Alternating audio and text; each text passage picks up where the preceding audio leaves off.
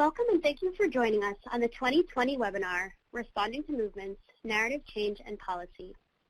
I'm Sherilyn Seeley, Program Manager for GIA. Please direct your attention to the poll to the left of your screen.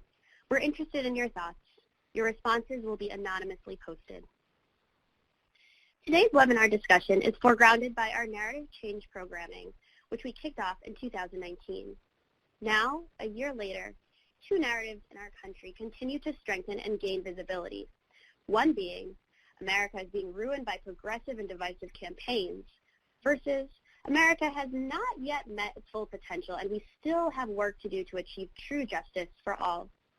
Philanthropy has a responsibility to mobilize around the latter and continue working towards justice for those who are consistently overlooked.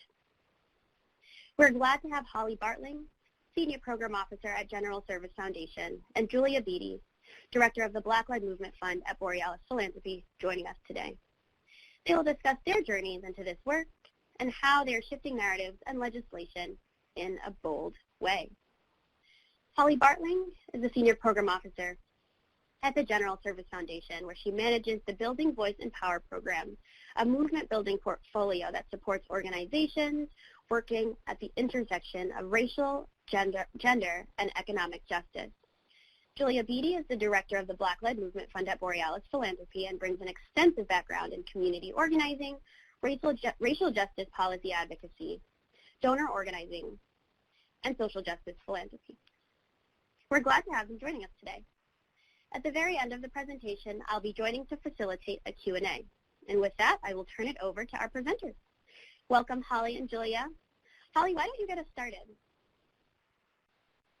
Great, thank you. It's a pleasure to be here. I'm calling from California, where the skies are finally a little bit blue today after a lot of smoky air.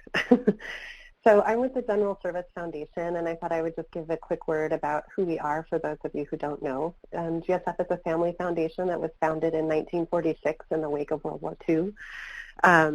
The board is now the third and fourth generation of two branches of this family. We also have movement leaders that serve on our board, and our board is majority Gen X and millennial. This year, our grant making will be about a little over $4.6 million, and we have a small and mighty staff of 4. And the story that I wanted to tell today starts in about 2015, when our current executive director started at the foundation. At the time, we had 3 program areas: reproductive justice, economic justice, and civic engagement. And one of the questions that Dimple asked when she started was, are we a series of program areas, or do we point to something more?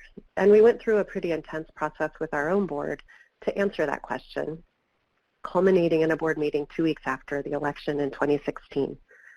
What we landed on at that time was justice as our North Star. And what our board was very clear about was that justice meant more than just our grant making. It meant everything about who we were as a foundation. And so that started a process for us to really think about what that meant, and to hold the intention to support and amplify the efforts of those who are working to create a more just world. It meant that we affirmed our belief in the inherent dignity of all people and the ability of every person to thrive. And we acknowledged that there are systems in our society that provide opportunity and voice to some while leaving others behind. We understood that our resources landed in a context of deep inequities, and we knew that we couldn't be neutral. So we were clear that we needed to directly address specific inequalities around race, gender, and the economy if we were going to achieve justice. And we also recognized that we needed to center and follow the leadership of those most impacted. So this is our North Star now, justice. And when we affirmed it in 2016, I would say the steps that we were beginning to take accelerated pretty rapidly. Today, what I'm going to talk about is both justice in our grant-making practice and our grant-making framework. This sticky board shows a meeting that we held not long after the 2016 election. At GSF, we think a lot about who we are and how we are with the movement leaders that we fund, and we've been actively working to interrupt our default habits in philanthropy. We've also been working to cultivate an intentional culture that nurtures relationships. As we looked at our own grant-making practices, one of the questions we asked was, what would it look like to center our grantees? So what you see here is basically every step in our grant-making process, and this was the before. one of the things we asked was what is legally required, and we actually circled pretty much only a handful of things. Then we asked, what do we really need? And we circled a few more things. And then we said, what can go? And it was actually really liberating to take half the stickies off this dry erase board and reimagine what our own grant-making process could look like. Some of the things that changed.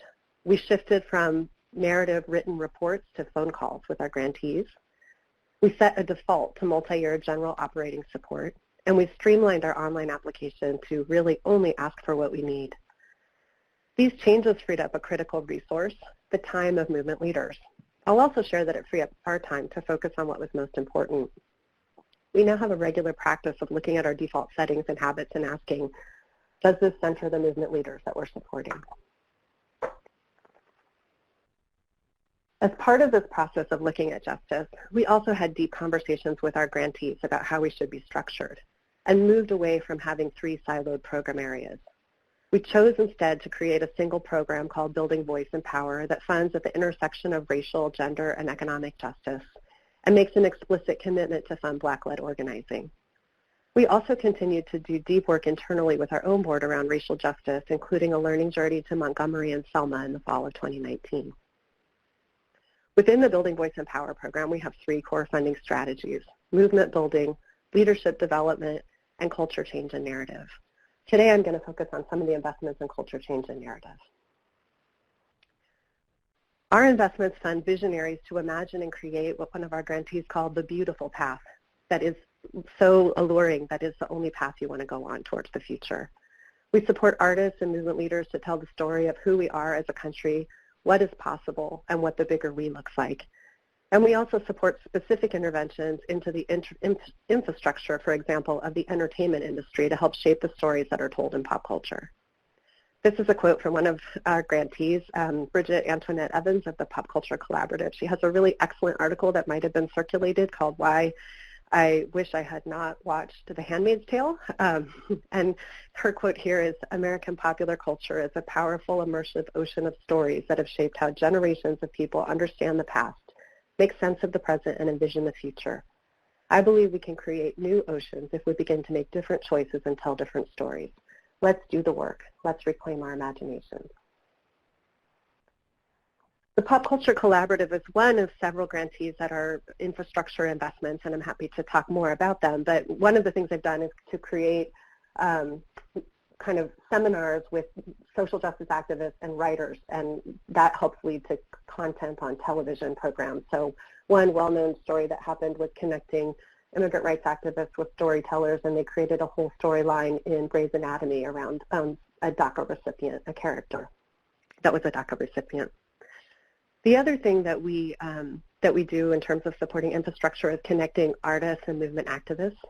So what you see here on the left is some work that one of our grantees, Forward Together, did. They've started about 5 years ago with the Mama's Day campaign, where they lifted up mamas on the margins and ran kind of an arts competition for folks to create really beautiful art around Mother's Day and create e-cards. So that's one of the e-cards on the left.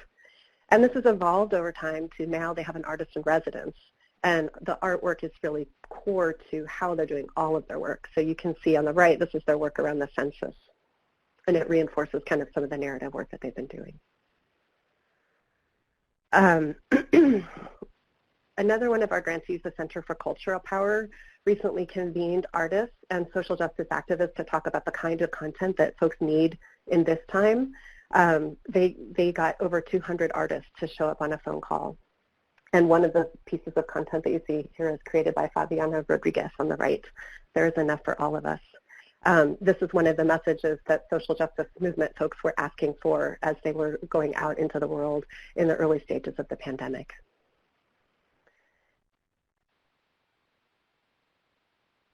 So narratives tell us the story of who we are and who we can be, and culture change work creates the conditions for what is possible. We're arguably in a once-in-a-generation window where there is tremendous opportunity and possibility to reimagine systems and redefine what is possible. A lot of our grantees are asking this question now. What would it look like to shift to a society that valued care, mutuality, and belonging? They've been asking this question, and part of what they're doing is pointing towards the solutions. And those are some of the stories that I'm going to share. The National Domestic Workers Alliance, for example, has been working tirelessly to center care workers and to tell their stories. In this time of the pandemic, there was a New York Times article that went viral inviting people to pay their nannies and caregivers. And it helped to center the stories of low-wage workers and to talk about who is essential, worthy, and valued in our society. One of the things that they're doing as a result of this is sponsoring an Essential Workers Bill of Rights to start talking about what is needed not only for essential workers, but all workers. The Sunrise Movement is another one of our grantees that has worked at the intersection of youth engagement, democracy, and climate change. And they've really energized a whole generation of people to feel like change is in their hands and that change is possible.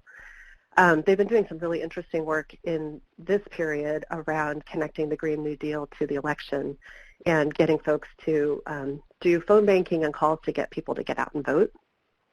They had 20,000 people sign up for a Sunrise School, and a letter writing campaign that they thought would generate 100,000 letters has already hit 450,000. I know Julie is also going to talk about this, so I'm just going to touch a little bit on some of the changes in the criminal justice system that we've seen that have been actually some huge changes that have happened in just a short period of time. One campaign that many of our grantees have worked on for quite some time is a campaign to end the practice of charging exorbitant phone rates for folks who are in the prison system.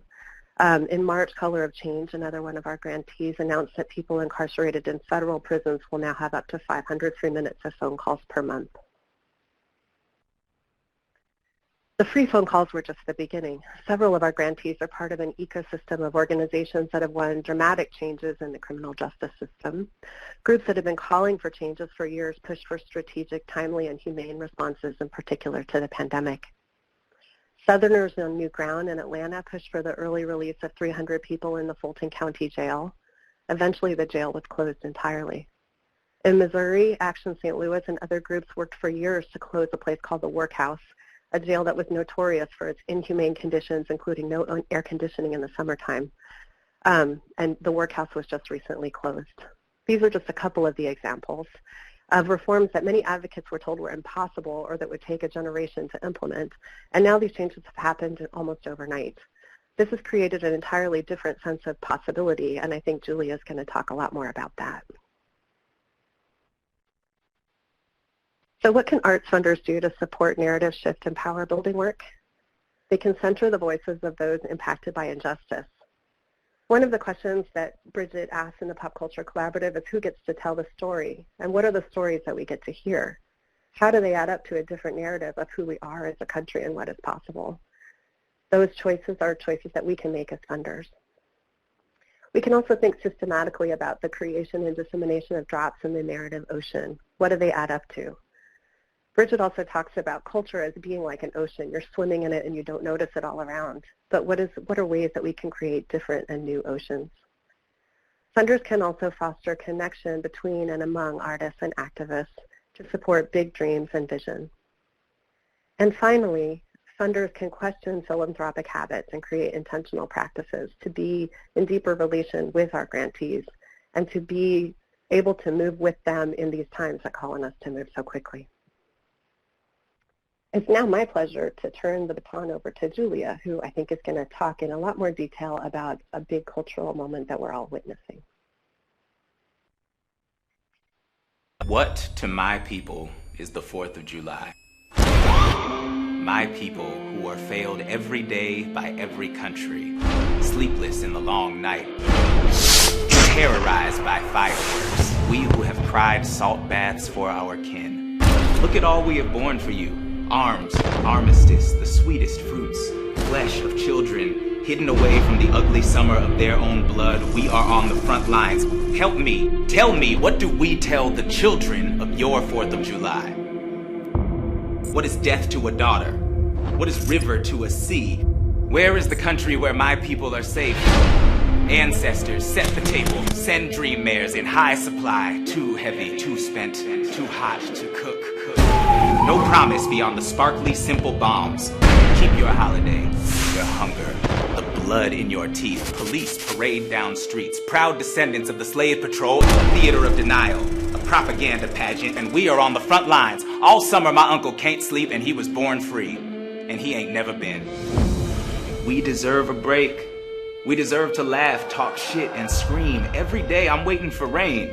Some indication that this land I'm set to die on will grow good enough to deserve me. Where is it, this country that deserves us? What do we name it? What is its 4th of July? How do I tell my children there is blue sky up there? Life threw a brick through my window of opportunity. How dare I tell my children there is free? This day should be quiet. Every head lowered into the pages of history. It was illegal for us to read, and then we read the laws. The laws were illegal.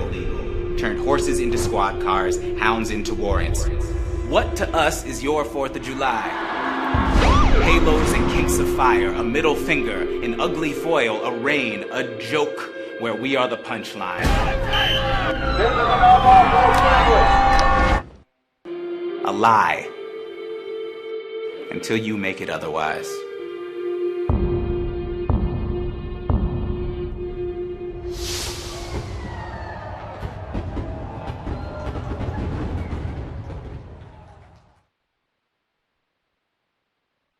All right, thank you so much. Good afternoon, everyone.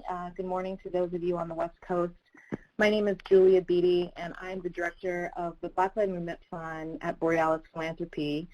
And I shared the video, What to the Slave is the 4th of July, and you may have recognized W. Diggs, who is one of the original cast members of Hamilton, who created this piece for the Movement for Black Lives, which is a network of Black liberation organizations that I am honored to be able to support in my role as the director of the Black Lives Movement Fund at Borealis. And I opened with this just to give you a glimpse into the work that Black artists are doing to speak truth to power, who are unafraid and unapologetically Black, and who call upon us to change the way that we see ourselves, the ways that we see each other, the ways that we see our world, and also most importantly, Black artists and movement leaders who center joy, dignity, and freedom. And through artistic expression and multimedia arts and direct engagement and organizing Black communities, Black movement leaders and particularly Black artists in this space are increasingly embracing their role as a part of the new iteration of a Black liberation movement that is looking to empower our communities, change the political landscape upon which organizers are fighting for racial, economic, and gender justice, and inspire new realities and visions for freedom. And part of why also, it's obviously not July anymore, and depending on where you are in the country, it feels like fall. But, this question of independence and freedom, and particularly this piece around what to the slave is the 4th of July, I just want to lift that up because we're seeing the impact of a lot of Black movement and a lot of in this moment around Juneteenth as being recognized in many states as a federal holiday in a time that we are celebrating independence from plantation slavery. So let me share a little bit about the movement for Black Lives. I'm a movement funder, so maybe some of you are asking, what am I doing here in this space? And I'm here to share the work that Black movement leaders, particularly the Movement for Black Lives, are doing to shape public opinion and policy towards the full liberation of Black people who continue to endure systemic and structural barriers to opportunity as a direct result of the legacy of plantation slavery in this country. And culture is not a social sphere separate from politics and the economy. In fact, culture is the ideas, the values, and the assumptions underpinning policies and practices in all spheres. And my work is in service of the Movement for Black Lives, which is an ecosystem of over 150 organizations that are working to create a shared vision and policy agenda to win rights recognition and resources for Black people. And the Black Lives Movement Fund at Borealis is a donor collaborative that exists to resource the grassroots organizations that make up the M4BL. And we provide general operating support, organizational and leadership development support to groups so that we can help bolster and strengthen Black-led movement organizations and also be able to meet the rapid response support needs of grantees in their work. And, you know, the movement for Black Lives has impacted public opinion and everyday behavior. It's had impacts in media and popular culture, also in non-political institutions, in spaces such as education, and, you know, in fact, some of the most important impacts of this particular social movement, the movement for Black Lives, are often cultural. So we have seen shifts in public opinion. We have seen the ways in which elected officials have been influenced to pass public policy while riding the wave of favorable public opinion for issues and policies that matter to Black people. And we're also seeing shifts in the ways in which groups of people, particularly Black people, and particularly Black, queer, and trans people as well, are represented in the public sphere.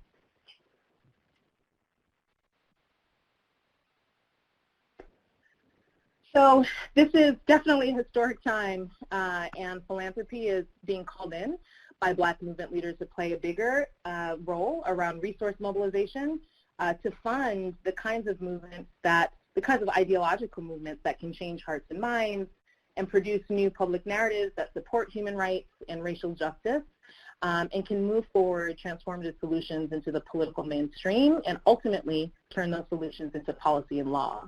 And this is definitely a long game. It will take decades, and it will require, on our part as funders, deep investments in the ideas and the multi-issue and intersectional organizations and people. And there's a unique role for arts and culture funders to play. Mainstream, left-leaning philanthropy has not historically operated in a way where we're funding big ideas, where we're funding changes in public opinion and perceptions and trying to shift hearts and minds. And most large foundations are playing yesterday's game for achieving impact. And that looks like, you know, funding single-issue organizations around a very narrowly focused policy agenda that does not necessarily set the stage for longer-term transformation of systems and structures that are harmful to folks of color, particularly Black and Indigenous people. And unfortunately, we've been outsmarted by conservative funders who have been acting as resource mobilizers for cross-cutting work, for institution building, for the shaping of public opinion. They've been doing this since the 1970s, and they've been making big bets and big investments in the cultural landscape, and ultimately they have helped to shape the very hyper-conservative political terrain upon which we're actually playing right now, where activists and policymakers are still playing. But in spite of this, we're seeing a great deal of impact as far as how Black movement leaders, and particularly the movement for Black Lives, are shaping political discourse at all levels, in the mainstream media and also at city halls across the country and even in the federal government. So the public lynching of George Floyd in late May was a real turning point in our country's reckoning with the legacy of plantation slavery and also with white supremacy. And by May of this year, tens of thousands of Black folks had already been killed by the rapid spread of COVID-19. We all witnessed the taped execution of Ahmaud Arbery by 2 white men in Georgia. We heard the reports of Breonna Taylor's brutal killing by Louisville police. And then George Floyd's horrifying murder in Minneapolis brought home for a broader public the fact that a police state still exists in Black America. By June, the persistence and duration of the National Black Lives Matter protests have produced historic changes in white people's perceptions. A national poll recorded an unprecedented shift in opinion.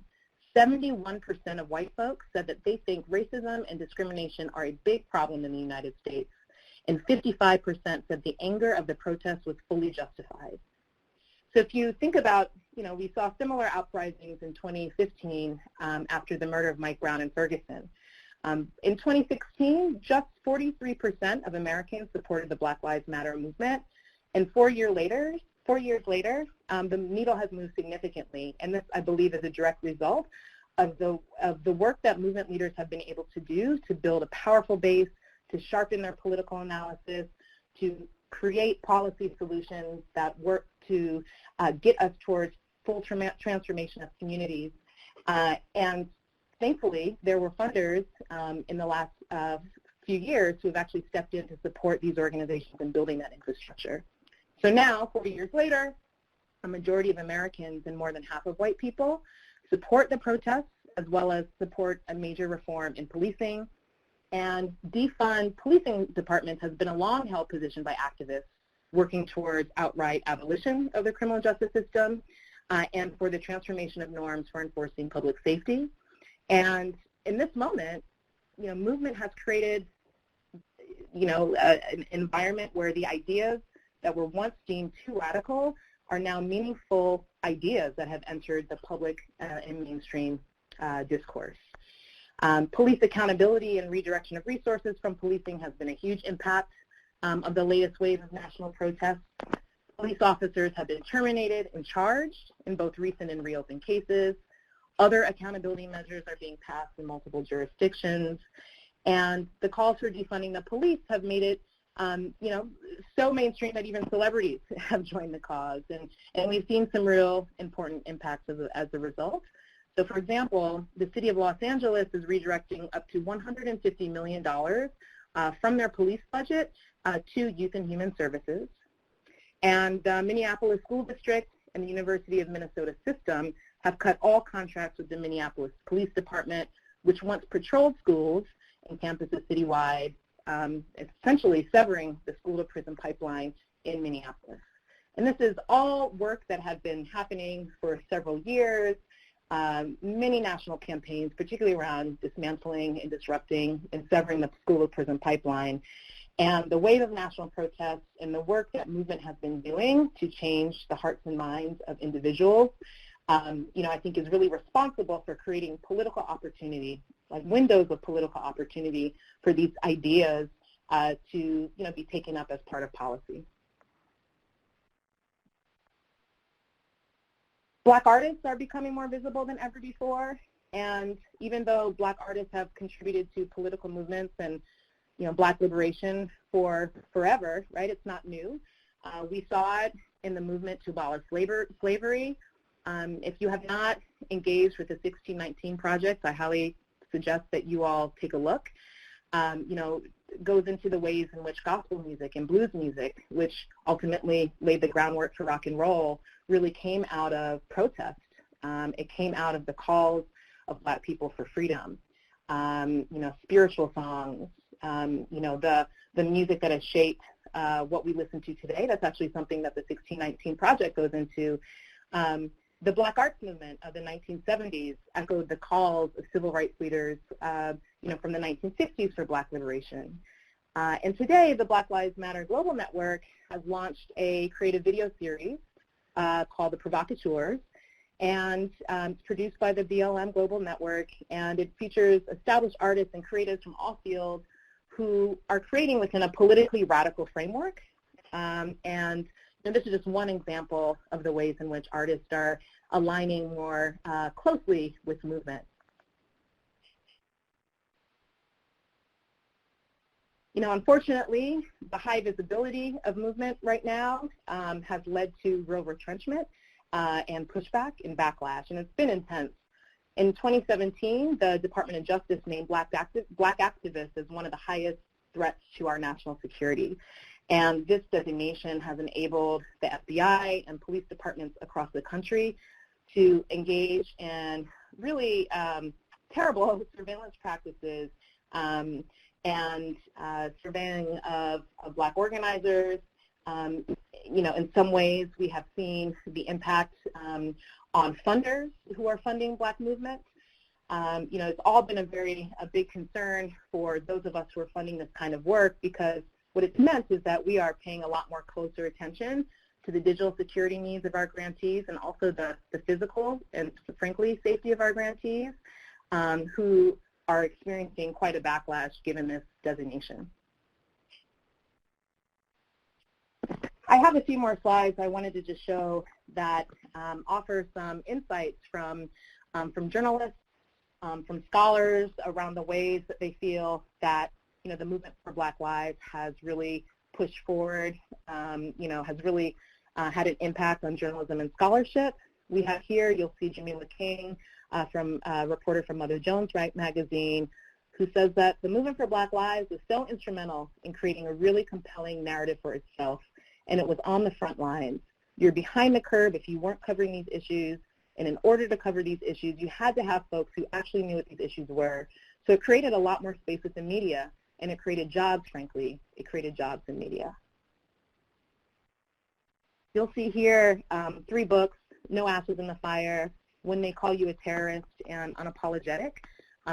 If you haven't checked these out, I highly recommend it. These are all books written by Movement for Black Lives activists and people who are active in the leadership bodies of the Movement for Black Lives ecosystem. Charlene Carruthers, she's an incredible young Black queer movement leader who has helped to coin the idea of Black queer feminism as a framework that undergirds Black movement. Patrice Concolors, I mentioned a victory recently in Los Angeles around divestment from policing and investment into community. She's been at the forefront for so long around some of these struggles, and she's also written some incredible pieces here. And then Darnell Moore, who writes at the intersection of race, gender, sexuality, and really, I think, has offered some really important insights for movement around the importance of centering those even within Black communities who tend to be the most marginalized, queer and trans folk in particular, and women and young folks. And then finally, I want to lift up just this quote from Diva Woodley, who is an associate professor of politics at the New School, who says that the Movement for Black Lives caused me to write a book that I wasn't planning to write. I study social movements, particularly how social movements impact the way people understand common sense. The movement was changing people's perceptions of the police, changing people's perceptions of state violence, changing people's perceptions about the importance of trauma and addressing trauma in individuals and in communities, and it was changing people's perceptions about how you actually mount a political challenge. And then finally, I've also listed up here just a couple of folks. Some of you all may know Rinku Sen, who is just a powerhouse in Movement for Racial Justice for a long time, and also white folks who talked about the ways in which, the M4BL has broadened the political imagination of even white people around what is possible and how to really actively support and engage in allyship and solidarity alongside of Black movement.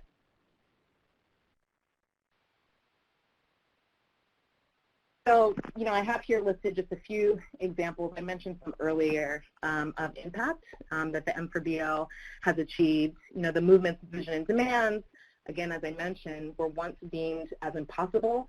Even 4 months ago, I had a conversation with a pretty high-ranking leader in a pretty big institutional foundation who seemed to think that Black leaders did not necessarily have the sophistication to really be able to move forward a successful Invest, Divest campaign, that did not have the capacity to be able to really take on the state in a way that had an impact on folks' daily lives and really mitigated harm to Black people.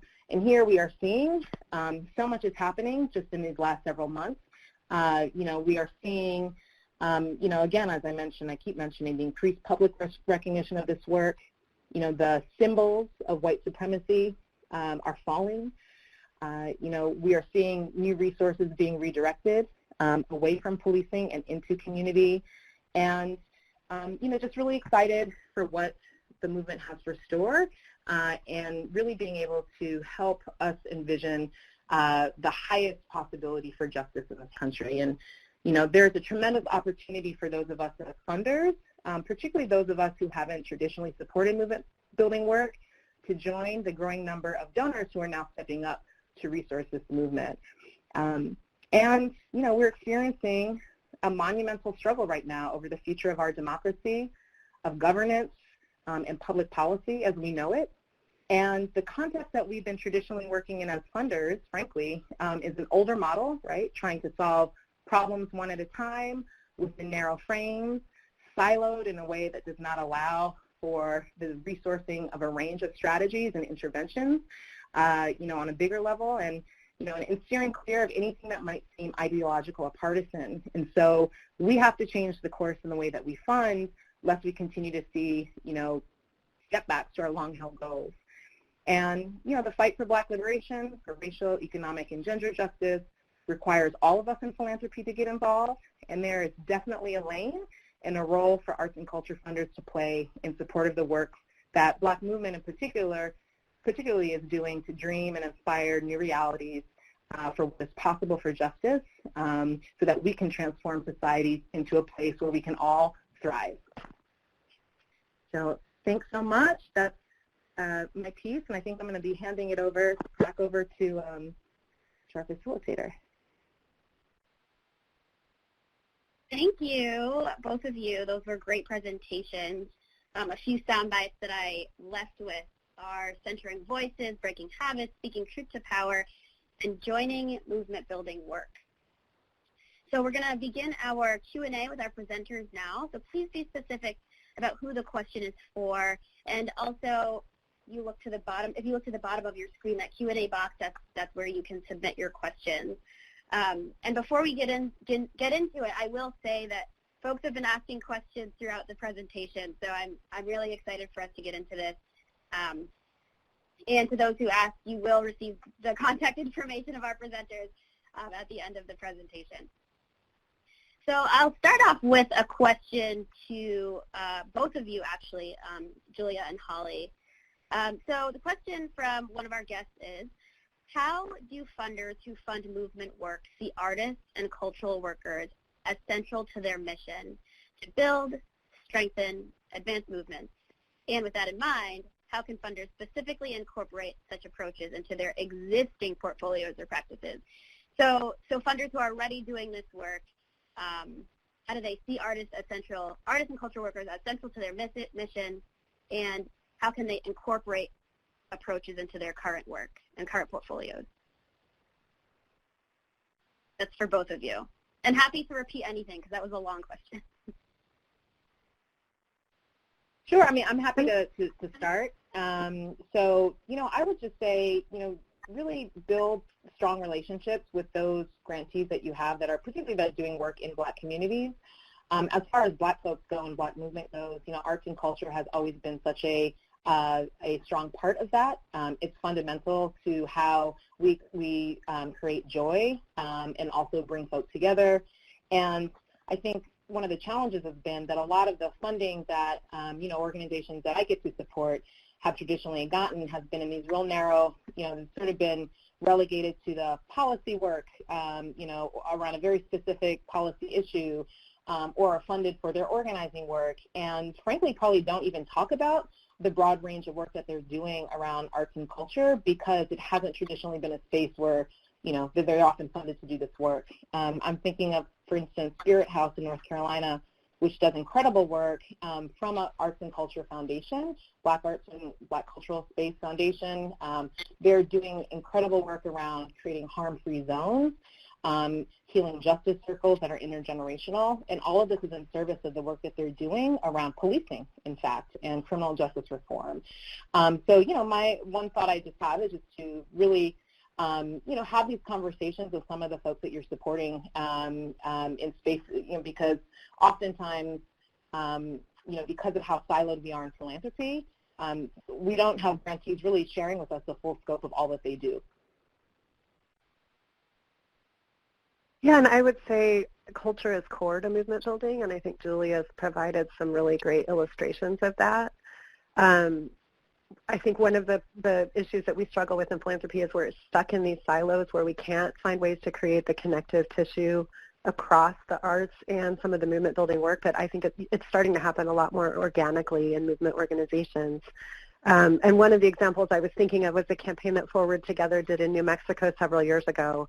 It was a campaign to stop, there had been a campaign, a ballot initiative to ban abortion at 20 weeks. And the original campaign kind of had materials that didn't look like Native New Mexicans.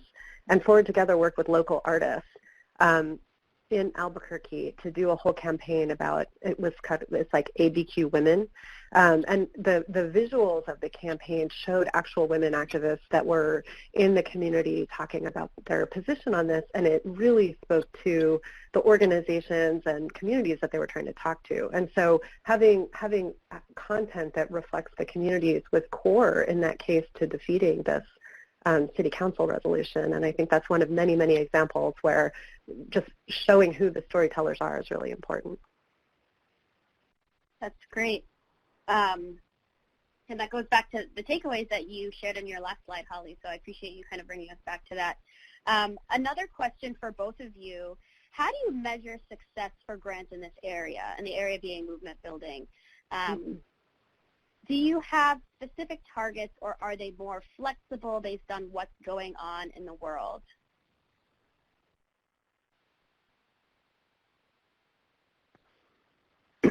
I mean, I'm happy to go first on this. I think this is I would say this is a dialogue that we have with our board in an ongoing way. And one of the things that we have really committed to is what Julia also called the long game. Like, we understand that change can be slow, but it's also not linear. And in this particular moment, some things have happened very, very quickly. And so for us, shifting to the phone calls instead of the written reports has helped us understand in real time what kind of changes our grantees are seeing on the ground.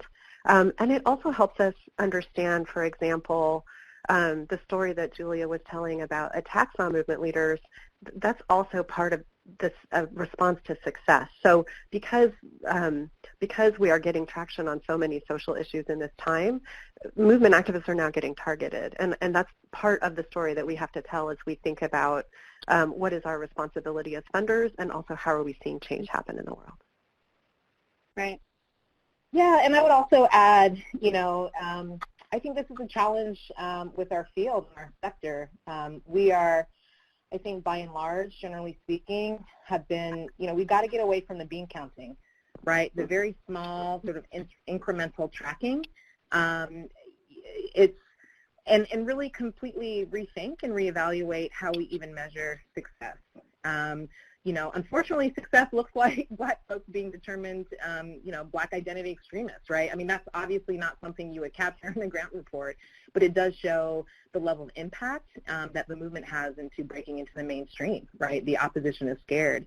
And frankly, I think we should start asking grantees, like, what is it that what do you all think of as success? And I think Holly, mentioned, being able to engage in conversation with your grantees versus just a report is one way to kind of really get folks to help tell stories. I think that often happens in a much better way when you're having a one-on-one conversation versus having folks fill out some kind of like form or template. Helping, grantees being able to set for themselves what they think is success, because I think any evaluation that we do has to really support the field and not just, our trustees or our donors or our board. That's great, and I think one of the really key things that both of you just mentioned was jumping on the phone, having conversations, and letting grantees sort of lead how some of the terms of the outcomes, and especially in a lot of this work, it's very responsive, so it's key to find out what is most appropriate and comfortable for the person doing the on-the-ground work. And someone just asked, how can funders support responsive, timely arts projects? And I think that probably goes back to the conversation you have with grantees and what's available for them to do and what's feasible. But if you want to add a little bit more to that in terms of responsive, timely arts projects, you can feel free. Sure. I mean, just to lift up the Movement for Black Lives again, we just, I can't believe we're already in mid-September, but we just finished celebrating Black August, which is, was a whole month long of political education, of music, of storytelling that took place, over the course of August, and took place in Black communities across the country that was, being spearheaded by the Movement for Black Lives. And that's just one example of one cultural strategy that the movement is employing. So, there's, I think, without, looking into the M4BL and the organizations that make up that ecosystem, I'm happy to be a resource and a connector. I saw a couple of questions around how to, to get these slides and to get in touch. So I'm sure we'll be following up with you to make sure that you all have my information. Yeah, and I guess I would just say one other thing. For example, we are supporting something called the Right to Protest Fund at the Proteus Fund, and there are ways that I would say, more than kind of like an intervention in arts, there are narrative interventions that we might be able to support where groups can get out and talk about, for example, the right to peaceably protest And there might be a cultural piece to that we haven't sort of gotten to yet is one. I feel like that's what I see on the horizon in this time as one example where funders could be in dialogue with our grantees and thinking about like what is needed to support and protect our movement leaders as they're doing this important work. That's great. And I actually want to stay with you, Holly, and sort of go back to the conversation about policy specifically. And can you talk about the connection between culture change and policy change? Sure. Jeff Tang, who he thinks a lot about this work, he's now at Race Forward, talks about culture change as being kind of the sea and policy change as the wave. So you think about all of the work it takes in the sea to lead up to the crest of a wave, and policy change can be sort of the final iteration of a cultural moment. And I think the Black Lives Matter is a great example of conversations that have been going on at the cultural level for some time, but now you're starting to see reflections in policy shifts. And that is one way to think about policy as kind of the crest of the wave. That's great. Thank you. And then this question can be for both of you, but I think it was directed to Julia. And so someone is asking, and I think a lot of people actually get confused by this often, about the connection between the movement for Black Lives and Black Lives Matter. And so I will leave it to you to offer a little bit more insight to folks who are wondering about that. Sure. Yeah, no, definitely. I would say, so there is the call for the Black Lives Matter is both a framework so one, right, so Black Lives Matter is both a framework and I think a kind of a bigger way to sort of capture the body of work that's happening around Black liberation right now. The movement for Black Lives is kind of like a network or almost like a coalition. It's an umbrella of about 150 plus organizations. It's essentially an ecosystem of a number of different groups that are employing a range of strategies, political, base building, arts and culture, et cetera. Black Lives Matter Global Network is also an organization. I think that is also somewhat confusing. So we've got this larger frame and this idea around Black Lives Matter. We've got the umbrella ecosystem, which is the Movement for Black Lives, which right now is 150 plus organizations that are directly connected. And then you've got the Black Lives Matter Global Network, which is its own organization. You also have a number of organizations who are not directly aligned with the Movement for Black Lives, but are doing organizing in Black communities under this idea of Black Lives Matter. So I hope that cleared things up a little bit. Yeah, I mean, I certainly think that it did. And again, you know, we'll have the contact information of our presenters toward the end of the presentation, so you'll be able to follow up and ask additional questions if you have them and want to ask Julia. So I'm going to stay with you here, Julia, for one of these questions. So can you talk a little bit about, so you mentioned the long game in your presentation. Holly also made reference to that. And Holly, you also made reference to some of the General Service Foundation grants being multi-year. And this is aligned with a lot of what we at Grantmakers in the Arts talk about in our capitalization workshops. So the question here is arts grant making in movement spaces so different from grant making arts funders are already doing? And so that's the first part of the question. Yeah, and I'll leave it there. So is there a big difference between funding in movement spaces versus arts and culture funding that funders are doing outside of movement funding? I'm actually not sure how to answer that question. Not really being someone who's been solidly in the arts and culture space. I'm not sure. I will say that kind of where we're moving as far as movement philanthropy, I think it's sort of an umbrella really that kind of can encompass arts and culture funding and organizing. I think that movement philanthropy is concerned with, or movement aligned, I should say, philanthropy is concerned with being in right relationship and accountable relationship to the communities and the organizations that they're looking to support. I think movement-aligned philanthropy is also really, as I was mentioning before, trying to step away from the very, sort of narrow ways that we sort of evaluate impact of movements and understand that, one $50,000 grant is not going to be responsible for, even what we're seeing in as far as shifts in the political landscape now around, let's say, for example, defund the police. Often I think there's this myth of spontaneous combustion as far as how change happens, but the reality is that, this past May, given all that was going on, really was the, combustion point for, there was a range of work that's been happening for several years that is finally, I think, really coming to fruition. That would not be something that 4 years ago might have been captured in a grant report.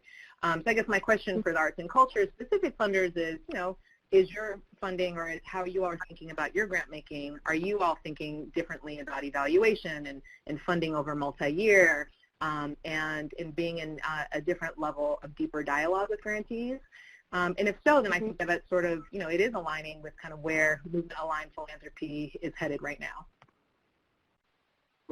Yeah, and I might just say, I might separate out what I call the grant-making practice and our grant-making framework. And I think this question sounds like the how might be aligned, like using multi-year general operating support.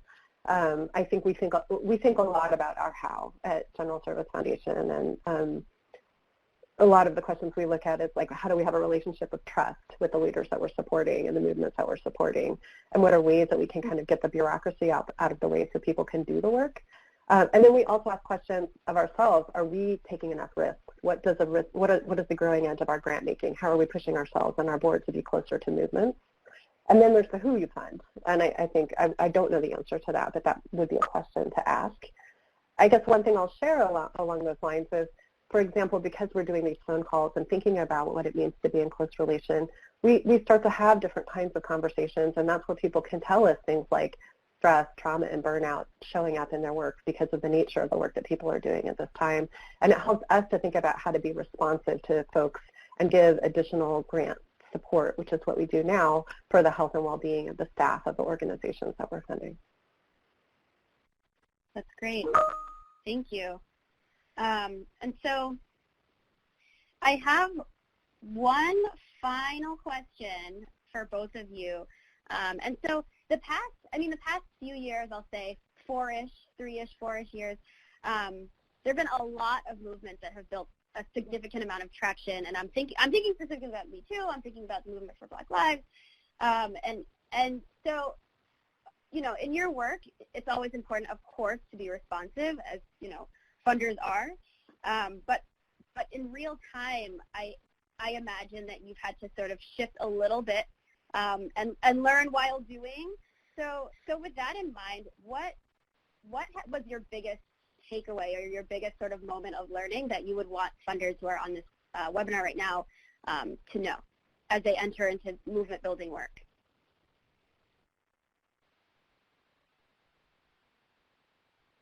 Oh man, that's a great question. It's a big question. I have many thoughts. I'll share some.